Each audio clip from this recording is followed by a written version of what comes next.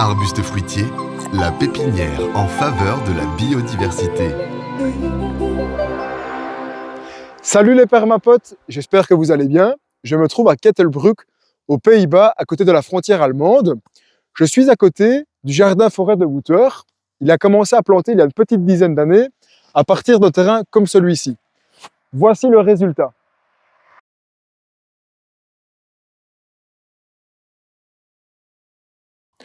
On se trouve à l'entrée du jardin-forêt. Wouter avait planté un noyer.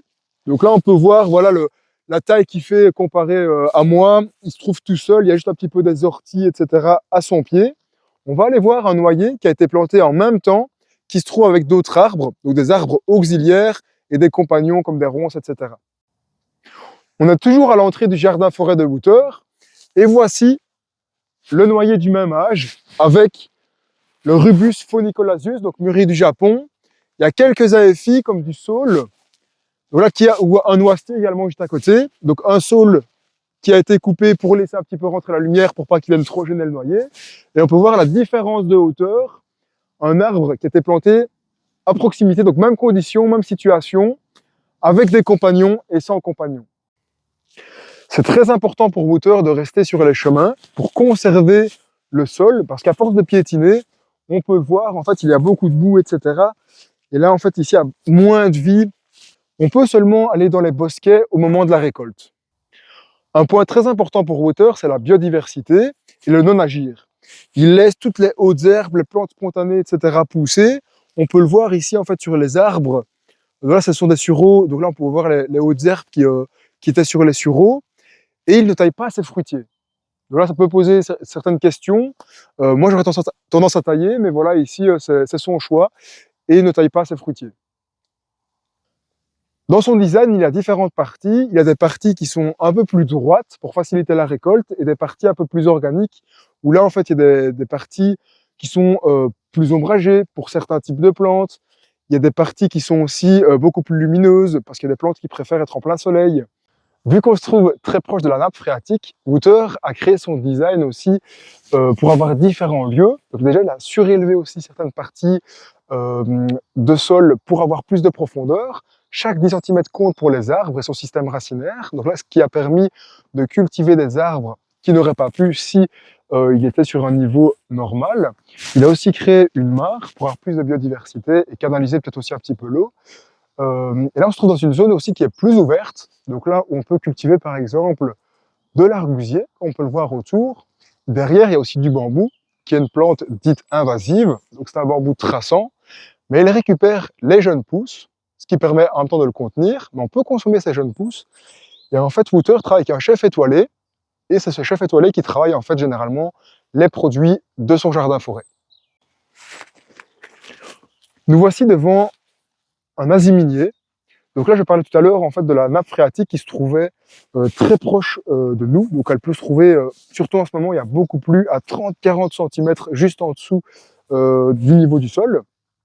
Par contre, pour l'aziminier qui adore l'eau, qui va développer une longue racine pivot, c'est parfait pour lui. Là, on se trouve devant un très beau spécimen. Il faut savoir que c'est une croissance qui est très lente. On voit tous les bourgeons floraux qui commencent à apparaître.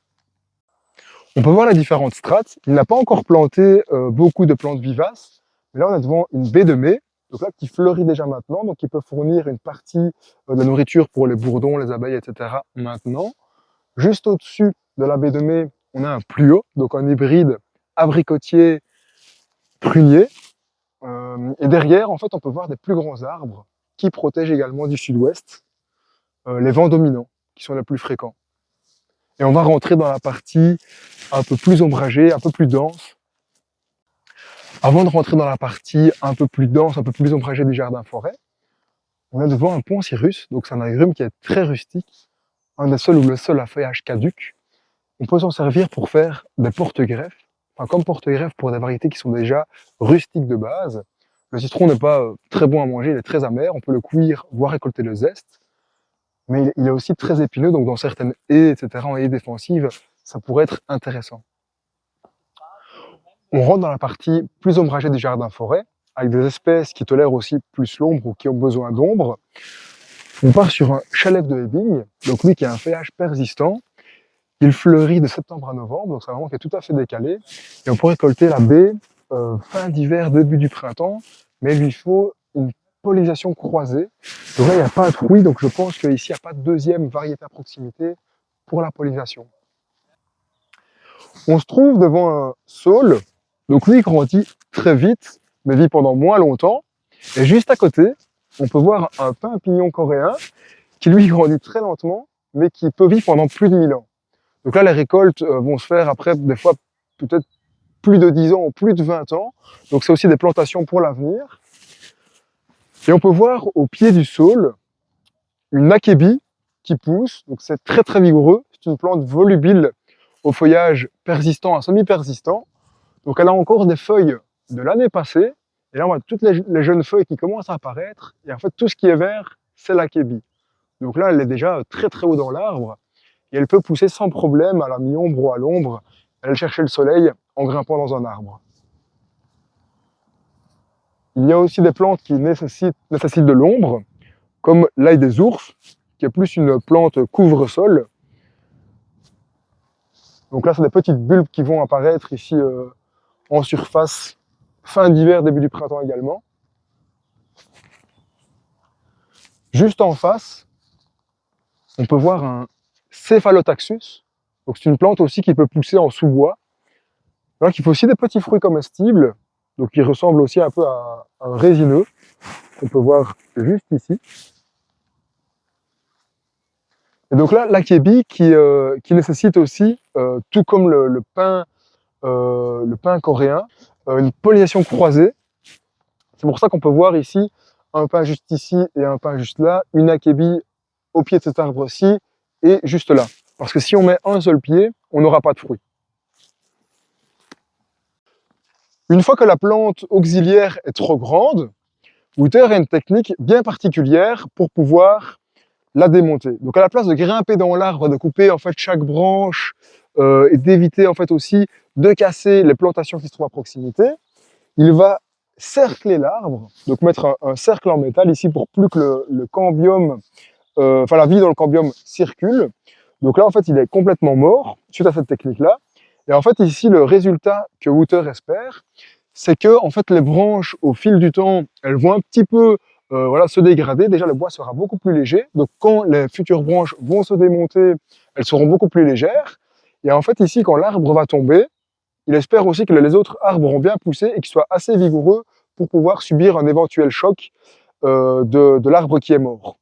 Et en fait ici il y a des champignons, le pic, certains pics, etc., certains oiseaux même plutôt qui vont aller nicher dans les troncs, etc., comme ceux-ci, vont pouvoir aussi en profiter. Donc, ça fait partie de la biodiversité pour que ce soit beaucoup plus riche.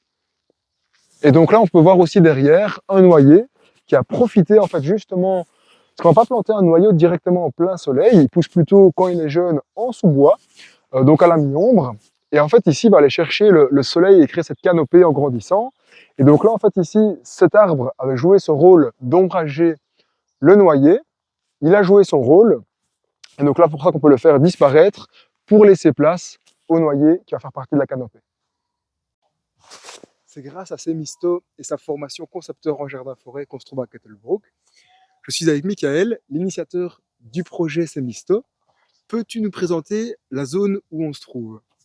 Oui, bien sûr. Ici, on est sur une zone où Wouter nous a principalement montré une série d'arbres à fruits à coque et des plantations c'est vraiment ce qui est super intéressant, c'est le fait qu'il plante énormément de pionniers qui ont un impact sur la croissance de fruits à coque qui parfois sont des espèces qui ne sont pas du tout d'ici, où ils font des recherches sur l'habitat naturel de ces fruitiers qui viennent des États-Unis. Hein. Ici, derrière nous, on a un hybride de pacanier et carrier qui vient des États-Unis. Ils ont fait des recherches sur l'habitat vraiment. Ils ont se rendu compte que là-bas, ils étaient avec des peupliers et que c'était le paillage des feuilles du peuplier qui faisait que l'arbre se grandissait bien. Et donc, du coup, ils ont reproduit ça ici avec des peupliers noirs.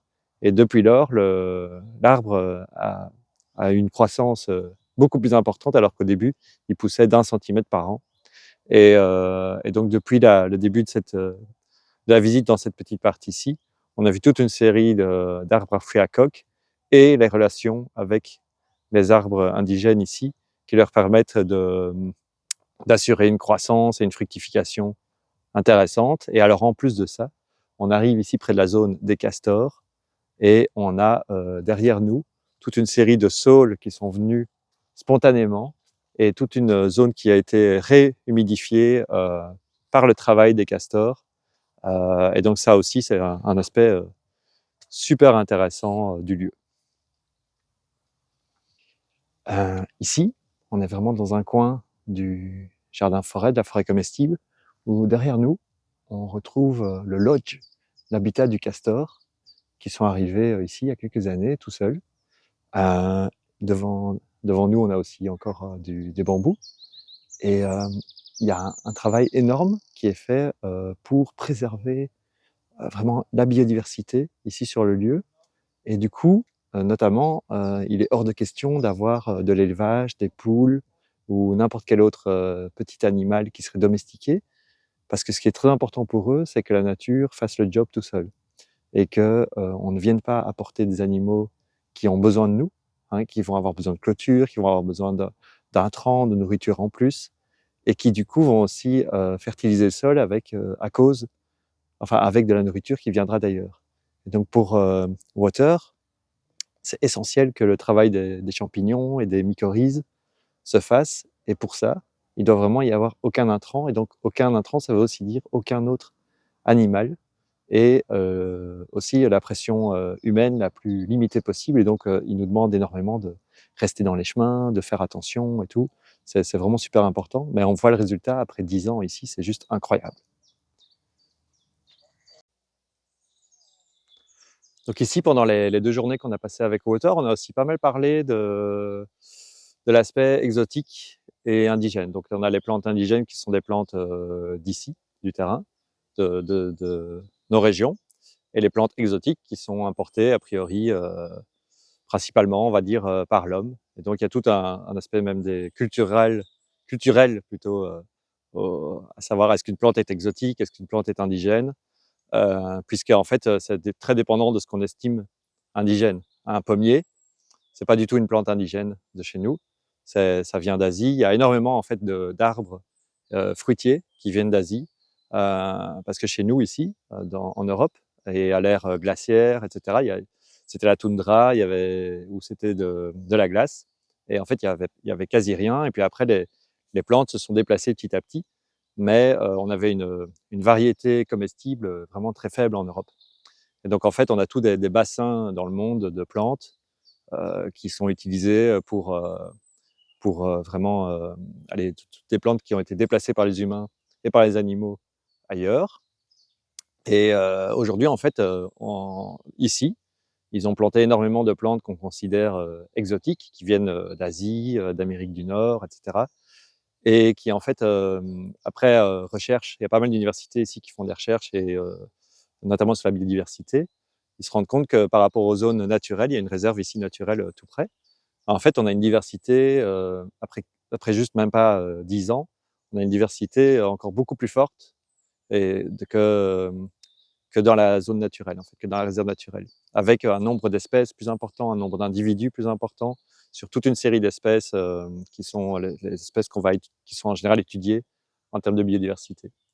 Et donc, en fait, il donnait l'exemple, par exemple, très intéressant du bourdon, qui à l'époque, il y a des milliers d'années ou millions d'années, était en fait était dans la guilde du kiwi. Le kiwi, en fait, on a retrouvé des, euh, comment des fossiles. Donc le kiwi, on a trouvé des kiwis fossilisés le long de la Meuse. Donc en fait, il y a des millions d'années, à la fin de l'ère glaciaire, il y avait des kiwis ici. Donc on peut dire du coup que le kiwi, c'est une espèce indigène de chez nous. Et le bourdon, il adore la fleur de kiwi, depuis toujours, depuis cette époque-là. Et donc en fait, maintenant, quand on ramène des kiwis chez nous, en fait, on est en train de ramener quelque chose qui plaît beaucoup à nos bourdons d'ici, et qui leur convient tout à fait. Et en fait, on pourrait estimer que c'est une espèce totalement exotique qui n'a pas sa place ici, ou on peut estimer que c'est une espèce indigène Et en fait, ça dépend vraiment de comment on va le voir d'un point de vue culturel. Ce qui est sûr, en tout cas ici, c'est que ce qui nous démontre, c'est que quand on ajoute pas mal d'espèces exotiques et qu'on fait attention à l'aspect invasif de l'espèce aussi, bah, en fait, on retrouve une biodiversité plus abondante que dans une réserve naturelle qui se trouve juste à côté. J'espère que la visite vous a plu. On a essayé de faire un petit résumé alors qu'au final, on aurait pu aborder plein d'autres sujets. Donc je le rappelle, c'est grâce à ces Misto, à ces super formations qu'on se trouve ici. N'hésitez pas à aller voir les différentes formations qu'il propose. On mettra un petit lien en bas de la vidéo. Veux-tu ajouter un petit mot sur les formations que tu proposes? Ouais, bien sûr. Bah, nous, ce qui nous passionne, c'est les jardins-forêts. Donc, c'est vraiment le fil conducteur de nos formations. Mais on s'adresse à tout le monde, le grand public, les futurs professionnels. Il y a plein de métiers qui vont émerger du jardin-forêt. Donc, tout ça, ça va être des choses que Semisto va proposer dans les années futures. Et puis, bientôt aussi, on aura des formations pour les plus jeunes, les ados, les enfants. Donc, tout le monde va s'y retrouver. Et bah, je vous conseille vraiment d'aller sur le site et de vous inscrire à la newsletter parce que c'est le meilleur moyen de savoir ce qui va naître chez Semisto parce que on ne sait pas en fait. On va être surpris de ce qui va arriver. Donc allez-y, inscrivez-vous et vous verrez bien. Un super travail de la part de Michael. Merci beaucoup à toi pour toutes les explications. J'espère que la vidéo vous a plu. Merci d'avoir regardé la vidéo et à bientôt les permapotes.